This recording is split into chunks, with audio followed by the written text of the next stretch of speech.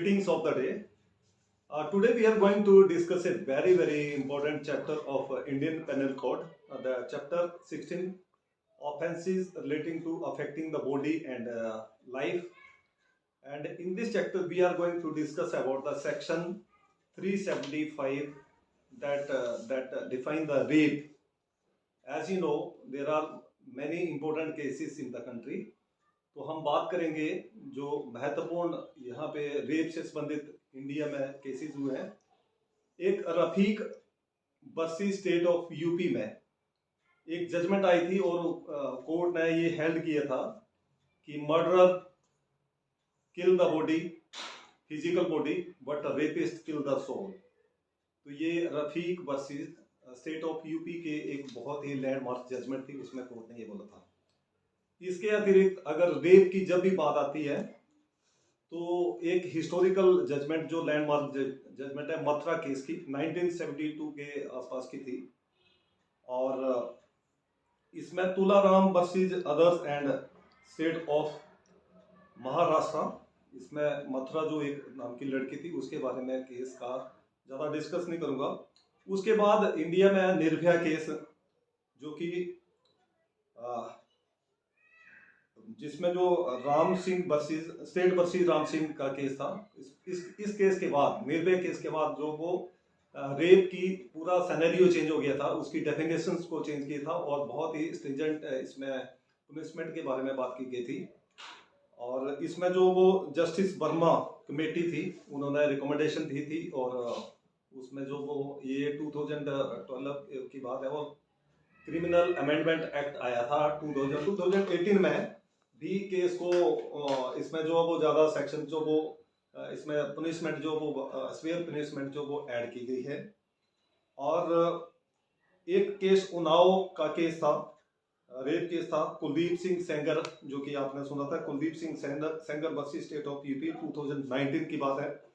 एक Kathua rape case था, Mohammad Akhtar versus the state of JNK 2018 का था। फिर एक बहुत चर्चित केस था, प्रियंका रेड्डी केस था, जो वो GS money and others versus union of India 2019 का केस था। ये ऐसे केसेस थे जिन्होंने जो वो हमारी आत्मा को एक झिझोर कर रख दिया था, जोल्ट किया था। तो आइए हम सेक्शन 375 की ओर चलते हैं, और आज मैं आपको इस सेक्शन को ट्रिक के माध्यम से पढ़ाऊंगा। आपको बड़े इजी वे में लर्न हो जाएगी। एज पर the section 375 of IPC, a man said to be commit the crime of rape if he penetrate his penis to any extent into the vagina, mouth, urethra or anus of a woman, or makes her to do so with him or any other person। एक मैं छोटा सा यहाँ पे आपको trick बताऊंगा, तो आपने इसको लर्न करना।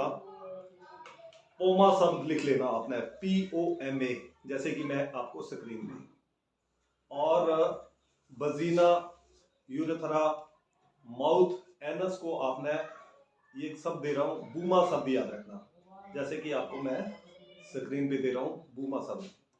यदि कोई व्यक्ति मैन, इसमें मैन को बताया गया कि विमन इसमें जो वो रेप नहीं कर सकती है, मैन शब्द व्यक्ति जो जेंट्स है वो ही इसमें जो वो रेप के लिए दोषी होगा। विमन के लिए मना किया गया क्योंकि ये it is the language of law, और ऐसा माना गया कि वुमन ऐसा काम नहीं कर सकती है। तो अगर कोई पुरुष अपने पेनिस को वजीना में किसी भी एक्सटेंट तक, माउथ में या फिर एनस में या फिर उर्थरा में किसी भी एक्सटेंट तक उसमें इंसर्ट करता है, या किसी और व्यक्ति को ऐसा काम करने के लिए बोलता है, या उस जो पीड़ित है उसको ऐसा काम करने के लिए मजबूर करता है, या फिर सेकंड पॉइंट में बोला गया है कि insert to any extent any object और part of the body not being the penis. Penis के अतिरिक्त यदि किसी भी एक्सटेंट तक कोई सब्जेक्ट, जैसे निर्भया केस में उस बच्ची के साथ रेप किया गया था और एक आर्टिफिशियल जो एक आयरन रोड थी उसके बॉडी के पार्ट में जबरदस्ती इंसर्ट कर दी थी। तो not being the penis into the vagina the urethra और एनस ऑफ ए वुमन और makes her to do so. मुंह के अतिरिक्त जो तीन चीजें बच गई, उर्थरा, एनस और वजीना, वहां पे कोई चीज या कोई बॉडी पेनिस के अतिरिक्त कोई भी बॉडी का कोई चीज है वो उसमें अगर जबरदस्ती इंसर्ट करता है तो भी रेप माना जाएगा। और थर्ड पॉइंट में बोला गया है कि manipulates any part of the body of a woman so as to cause penetration into the vagina, urethra, anus or any part of body of such woman or makes her to do so with him or any other person। यानी कि body के उस महिला के जो ladies है या woman है उसके बॉडी पार्ट को ऐसे तोड़ता मरोड़ता है या टेढ़ा मेढ़ा करता है ताकि जो वो पेनिट्रेशन की जा सके उसकी वजीना, उर्थरा और एनस में और बॉडी के किसी अन्य भाग में, ताकि वो या उस लेडीज को खुद बोलता है या किसी और व्यक्ति को बोलता है।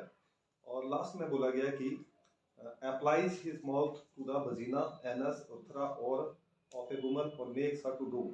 अपने मुंह को अप्लाई करता है वजीना में, एनस में और उर्थरा में, और या उस लेडीज को बोलता है कि आप ऐसा काम करो। तो इन चारों बातों को, अगर ये चारों बातें ये कंस्टिट्यूट करती हैं रेप को, कोई भी बात होती है तो रेप कंस्टिट्यूट होगा, ये ऐसा माना गया है। यदि वह व्यक्ति नीचे बताई जो 7 बातें हैं उसमें से फॉल करता है, उसमें जो कोई ऐसा क्राइम करता तो ये कंस्टिट्यूट होगा कि उसने रेप किया है। जब अगर फर्स्ट पॉइंट को लेंगे कि किसी स्त्री की जिसके साथ वो रेप करता है इच्छा के विरुद्ध अगेंस्ट हर विल, और सेकंड पॉइंट में बताया गया है कि उसकी रजामंदी के बिना, उसकी रजामंदी कंसेंट नहीं ली गई। और तीसरे पॉइंट में कि उसको या उसके हितवत व्यक्ति को, जो फीमेल है, उसको मौत का भय दिखाकर उसकी कंसेंट ली गई है और तो वो उसके साथ ऐसा रेप करता है। या फिर चौथे पॉइंट में बताया गया कि वो लेडी जो वो उसको जो व्यक्ति कंसेंट इस आधार पर देती है कि वो अपने उसको कानूनन पति मानती है। जैसे 2 भाई हमशक्ल हैं और जिसके साथ शादी की है उसका छोटा भाई जो उसके साथ ऐसा वो मिसकंसेप्शन हो जाती है, उसको पता नहीं लगता है कि क्या ये वही है या नहीं है। संबंधी से अगर कंसेंट जो है वो किसी इन्फ्लुएंस में, जैसे इंटॉक्सिकेशन में या अनसाउंडनेस माइंड है, या फिर कोई ऐसा ड्रग्स वगैरह उसको दे दी है, बहुत सारे केसेस में ऐसा होता है कि ड्रग्स वगैरह दे दी जाती है, तो उस कंडीशंस में अगर वो करता है तो ये माना जाएगा। उसकी यदि आयु, अगर छठे पॉइंट की तरफ जाएं तो उसकी आयु यदि 18 वर्ष से नीचे है तो चाहे वो कंसेंट दी है चाहे नहीं दी है वो रेप माना जाएगा। और लास्ट पॉइंट जो वो इन्फॉर्म करने में, वो कम्युनिकेट करने में अगर वो असमर्थ है, जैसे वो कोमा में चली गई है तो अगर वो उसको कंसेंट को उसको नहीं लग रहा पता कि क्या रहा, वो कंसेंट कन्वे करने में अगर असमर्थ है, अनेबल है, तो भी रेप माना जाएगा। और इसकी 2 एक्सेप्शंस हैं, अपवाद हैं, जो कि क्लैरिफिकेशन दी गई है कि डॉक्टर यदि मेडिकल के दौरान अगर जो रेप की विक्टिम है उसका मेडिकल जो होता है 164A में, अगर मेडिकल के दौरान वो 2 फिंगर वाली बात आती है तो वो कॉन्स्टिट्यूट नहीं होगा अपराध। इसी तरह अगर कोई व्यक्ति जो अगर उसकी वाइफ जो वो 15 साल से नीचे नहीं है और उसके साथ वो ऐसा काम करता तो भी ये रेप की श्रेणी में नहीं आएगा। तो आइए हम इसको इन 7 पॉइंटों को ट्रिक के माध्यम से पढ़ते हैं। और मेरा ट्रिक है इर्मो कार आई। इर्मो एक लड़की है, उसको उसकी बहन बोल रही है इर्मो कार आई। तो ये बहुत ऐसा अटपटा लगेगा लेकिन आपको it will be easiest to you to know the things and learn the thing easily. कई बार एग्जाम में पूछ लेते हैं तो आपको सातों के साथ पॉइंट लिखने हैं तो एकदम आप लिख सकते हैं। तो पहला पॉइंट आया ई से इच्छा के विरुद्ध, र से रजामंदी के बिना, मो से मौत का भय या अन्य क्षति, जो उसको मौत का भय या उसके हित में तेरे बच्चे को उठा लूंगा तो वो बात आ जाती है। और का से कानूनन पति मानती है, वो ऐसा कि मिसकंसेप्शन हो गई, वो उसको अपना पति मान रही है। और र से रजामंदी के द्वारा, जब रजामंदी जो है वो किसी अनसोल्ड माइंड में ली गई है, या फिर उसको इंटॉक्सिकेशन की गई है, या फिर उसको जो ड्रग्स वगैरह दी गई है। और आ से आयु 18 ईयर से कम है। और ई से इनफॉर्म, इनफॉर्म करने में वो अनेबल है अपनी, जैसे ट्रॉमा में चली गई, कोमा में चली गई है, ये ऐसी अचेत अवस्था में पड़ी है, तो वो इन्फॉर्म करने में जो अनेबल है, तो इस कारण वो इंटीमेट नहीं कर सकती है, तो ये भी रेप की श्रेणी में आएगा। और थैंक यू वेरी मच।